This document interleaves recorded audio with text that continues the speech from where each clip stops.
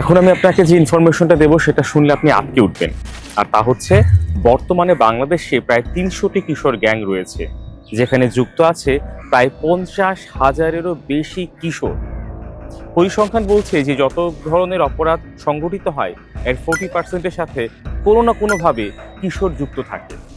অর্থাৎ আমাদের ছেলেমেয়েরা ক্রমে হয়ে উঠছে খুন, হত্যা, রাহাজানি, ধর্ষণ, ডাকাতির মতো এরকম ভয়ঙ্কর অপরাধের সাথে। তাহলে আমরা কি করব? পৃথিবীতে আসলে কেউই অপরাধী হয়ে জন্মায় না, সমাজ তাকে অপরাধী করে গড়ে তোলে। ১৩ থেকে ১৯ এই বয়সটাকে বলা হয় ট্রানজিশন পিরিয়ড। এই সময়ে একটা কিশোর কিশোরীর শরীরে এই পরিমাণে হরমোন আসে, যেটাকে বলা হয় হরমোনের জোয়ার বয়ে যায়।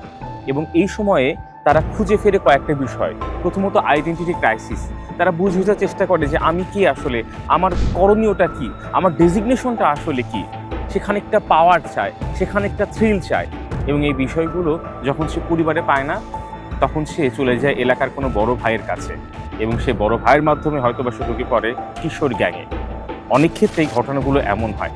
কাজে আমার সন্তানেরও যেন এরকম গ্যাংয়ে ঢুকে না পড়ে, সেই জন্য আমি কি করব? খুব ছোট ছোট কিছু টিপসের কথা বলবো। এগুলো অ্যাপ্লাই করলেই বোঝা যাবে যে আমার সন্তান আসলেই আলোকিত মানুষ হবে, কিশোর গ্যাং হবে না। প্রথমেই বলবো সেন্স অফ বিলঙ্গিং, অর্থাৎ পরিবারে গুরুত্ব দেয়া। প্রত্যেকটা কিশোর চায় যে পরিবারে বা সমাজে তাকে যেন গুরুত্ব দেওয়া হয়, এবং সেই গুরুত্বটা যখন না পায় তখন সে চলে যায় গ্যাংয়ের কাছে। এই জন্য আমরা যেটা করব সেটা হচ্ছে পরিবারের যে কোনো ছোটোখাটো ডিসিশনে আমাদের সন্তানকে রাখবো এবং তার মতামতটা চাবো।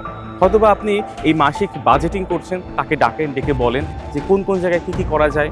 হয়তোবা আপনি ঘরে কোনো একটা আসবাবপত্র কিনবেন, তার ডিসিশনটা নেন। হয়তোবা বাজার করবেন, তাকে জানতে চান যে কী কী কিনে আনবেন। বা বাসার ছোটোখাটো যে কোনো ডিসিশনে তাকে এঙ্গেজ করান এবং বোঝান যে আমরা তোমাকে গুরুত্ব দিচ্ছি। দ্বিতীয় যে বিষয়টা বলবো সেটা হচ্ছে ডোপামিন। এই বয়সের ছেলেমেয়েরা দেখবেন যে সাঁ করে বাইক নিয়ে চলে গেল, খুব বেশি মারামারি করছে। এটার কারণ হচ্ছে যখন তারা এই জাতীয় কাজগুলো করে তখন তারা খুব বেশি থ্রিল অনুভব করে এবং এতে ডোপামিন রিলিজ হয়। কাজেই এই বয়সটাতে তারা যেন এই থ্রিলটা পজিটিভ আকারে পায় সেরকম ব্যবস্থা করুন। আপনার এই বয়সের ছেলে মেয়েকে আপনি সাঁতার কাটার ব্যবস্থা করে দিতে পারেন, তার সাথে আপনি তাকে রেসিংয়ের ব্যবস্থা করে দিতে পারেন। কোনো একটা ট্যুরে গেল যেটা অনেক বেশি থ্রিল, এরকম ট্যুর অ্যারেঞ্জ করতে পারেন। এই জাতীয় কাজে যত বেশি এঙ্গেজ রাখবেন তাহলে তার ইমোশনটা পজিটিভ দিকে ডাইভার্ট হবে। এরপর বলবো ডিজিটাল ইমোশনাল ট্র্যাকিংয়ের কথা। অর্থাৎ গবেষণা বলছে যে এই বয়সী শিশু কিশোরীরা গ্যাংয়ের সাথে জড়ানোর আগে ডিজিটালি যে গ্যাংগুলো থাকে সেগুলোর প্রতি আকৃষ্ট হয়।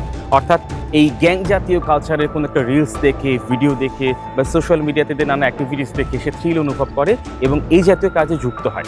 এই জন্য আমি অনুরোধ করবো যে আপনার সন্তানের ডিজিটাল ফ্রেন্ড হন, সোশ্যাল মিডিয়া নিয়ে তার সাথে কথা বলুন এবং দেখুন যে সোশ্যাল মিডিয়ায় সে কোন কোন ওয়েবসাইটে ঢুকছে, কোন কোন জাতীয় ভিডিওগুলো সে বেশি দেখছে, এবং এই জাতীয় কাজে খানিকটা নজরদারি রাখুন। এরপর বলবো সেফ স্পেসের কথা। অর্থাৎ সন্তানের যেন মানসিকতাটা এরকম হয়, সন্তান যেন মনে করে যে আমি যাই করি না কেন দিন শেষে বাবা মা আমার বড় আশ্রয়। আমি যে ভুলই করি না কেন বাবা মা সেটা বুঝবে এবং সমাধানের চেষ্টা করবে। বাড়িতে যদি এরকম পরিবেশে রাখেন তাহলে আমি বলতে পারি আর যাই হোক আপনার সন্তান কিশোর গ্যাং হবে না। মজা শিক্ষাগুরু মজারু।